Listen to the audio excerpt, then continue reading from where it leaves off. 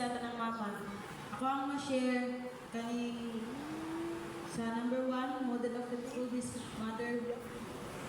Dili ko mingon nga faithful kayo kung pagkamama. Ako, padayon ko nag-pray ani ako ang panani.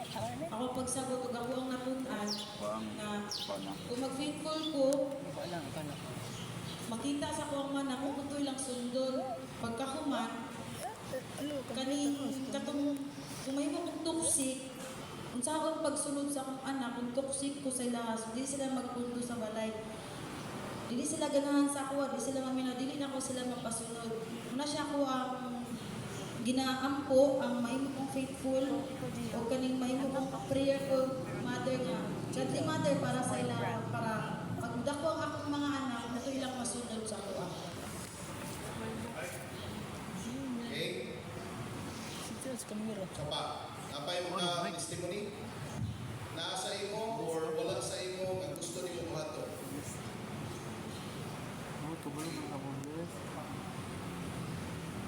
Sa pay posturya.